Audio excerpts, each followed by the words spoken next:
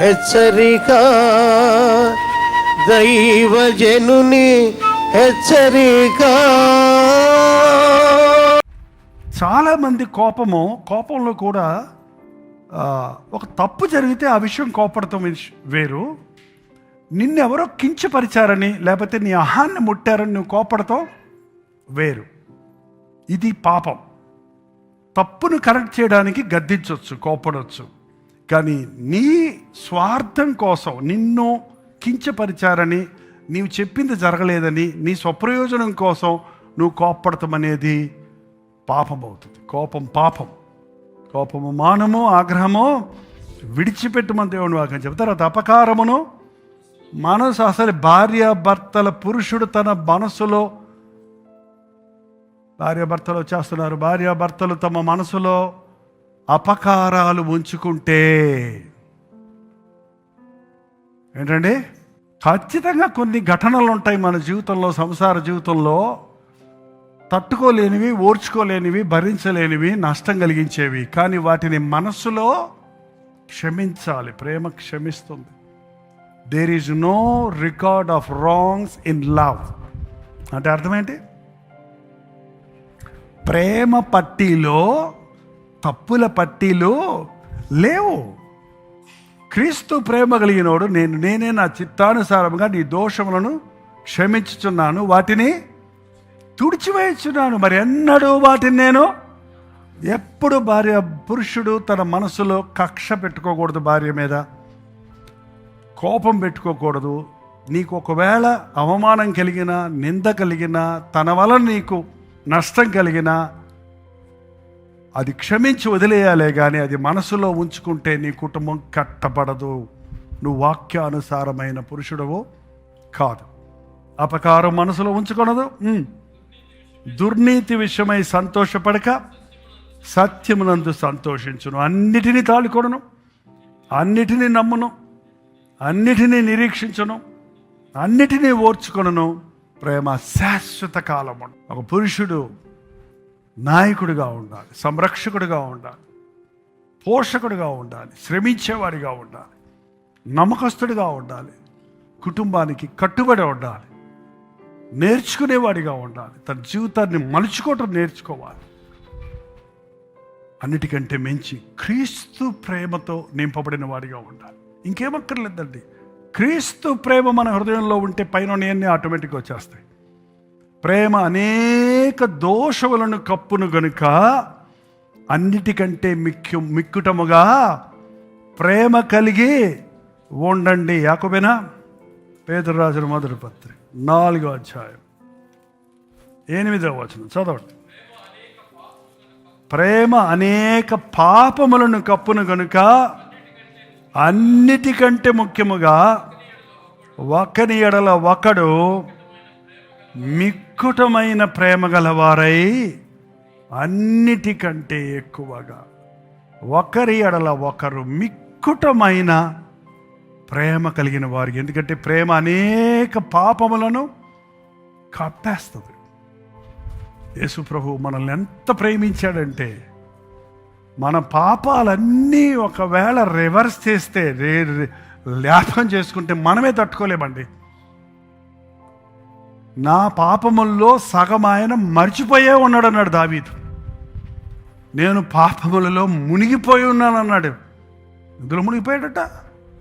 అన్ని పాపాలు నీకు తెలుస్తుంది, కానీ ప్రభు ఎప్పటికప్పుడు క్షమించేసినప్పుడు అవి మళ్ళీ రికార్డ్ పెట్టుకొని మళ్ళీ రిపీట్ చేయటం లేదా. ఆయన నేనే నా చిత్తానుసారంగా నీ దోషములను తుడిచివేయుచున్నాను, మరి ఎన్నడూ నేను వాటిని జ్ఞాపకం చేస్తున్నాను. కుటుంబాల్లో గాయాలు మానాలంటే ప్రేమ ఉండాలంటే, కుటుంబాల్లో కలహాలు లేకుండా ఉండాలంటే ప్రేమ ఉండాలి, కుటుంబంలో సామరస్యం సంతోషం ఉండాలంటే అక్కడ క్రీస్తు ప్రేమ ఉండాలి. పురుషుడు ముఖ్యంగా ప్రేమించాలి. చివరిగా ఎఫెసీయులకు రాసిన పత్రికలకు రండి, 5వ అధ్యాయంలోనే ఎట్లా ప్రేమించాలో ఇక్కడ ప్రభువు చూపించారు. 25వ వచనం అండి, 5:25.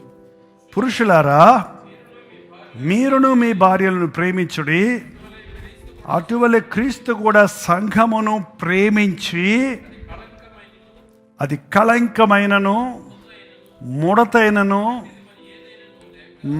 సంఘానికి ఉన్న కళంకాన్ని, సంఘానికి ఉన్న ముడతను, సంఘమునికున్న అపవిత్రతను, సంఘములో ఉన్న దోషములన్నిటి నుండి పరిశుద్ధమైనదిగా, నిర్దోషమైనదిగా, మహిమగల సంఘముగా, అంటే భార్యకు ఉన్న కళంకము కానీ, మచ్చ కానీ, ముడత కానీ, బలహీనత కానీ, వాటన్నిటి నుండి అవి మళ్ళీ ఎత్తి చూపించలేనంతగా నీ భార్యను నువ్వు ప్రేమించాలి. ఎందుకంటే ప్రభువు సంఘాన్ని, అంటే మనలను ఆ రీతిగా ప్రేమించాడు. ప్రార్థన. నీ క్షమకై వందనములయ్యా. నీ మనసులో అపకారములు పెట్టుకోక, మేము చేసిన ద్రోహములను లెక్కించక, మా దోషములన్నీ మాకు మూటగట్టి మా నెత్తిన పెట్టక, నీ నెత్తిన పెట్టుకొని మా కొరకు యాగమైన యేసయ్యా, లోక పాపములను మోసుకొని పోయే దేవుని గొర్రె పిల్లగా ఈ లోకంలోనికి వచ్చి వెలుపలకు మా దోషములు తీసుకొని పోయి బలైన యేసయ్యా, నీకు వందనములయ్యా. వరుడైన క్రీస్తుగా రాబోతున్నామని, వధువు సంఘముగా మేము సిద్ధపడి ఉండాలని, నీ నామమును అంగీకరించిన ప్రతి పురుషుడు, ప్రతి స్త్రీ నీ రక్తములో కడగమని, నిర్దోషులుగా, నిష్కలంకులు నిన్నెదుర్కొనే వధువు సంఘములో ఉండాలని, మా కొరకు చేసిన యాగము కొరకు, మాకిచ్చిన వాక్యము కొరకు, వాక్యమనే ఉదక స్థానముతో ఇప్పుడు మమ్మల్ని శుద్ధి చేస్తున్నందుకు వందనములయ్యా. నీకు దూరమై ఉన్న వారి విషయమై ప్రార్థిస్తున్నామయ్యా. వారు ఎక్కడున్నా నీ సాక్షులు ఉంటే అది మాకు చాలయ్యా. కానీ వారు సాతానిక అబద్ధ హస్తాల్లో ఉంటే, లోకపు ఉచ్చుల్లో ఉంటే, ఒక్కసారి నీ ప్రేమను రుచి చూచిన వారెవ్వరూ తప్పిపోకూడనట్లు ఈ రాత్రి అట్టి వారి మీద నీ కృపను కుమ్మరించుకున్నా. వారున్న బంధకములలో నుండి అట్టి వారిని నజరుడైన యేసుక్రీస్తు నామములో విడుదల చేయించున్నాము తండ్రి. శుద్ధాత్మని కార్యాలు జరిగించున్నాయి. మేమందరము సిద్ధపడి నీ రాకడ కొరకు ఎదురు చూచున్నాము. నీ రాజ్య వారసులమవుతామనే నిరీక్షణ కలిగి ఉండటకు సహాయం చేయండి. క్రీస్తు నామములో అడుగుచున్నాము తండ్రి. తండ్రి, అయిన దేవుని యొక్క ప్రేమయు, కుమారుడైన క్రీస్తు యొక్క కృపయు, ఆదరణకర్త అయిన పరిశుద్ధాత్మ యొక్క సహవాసం కుడి వచ్చిన మనందరికీ ఇప్పుడు నువ్వు సదాకాలం తోడై ఉండును గాక. ఆమేన్.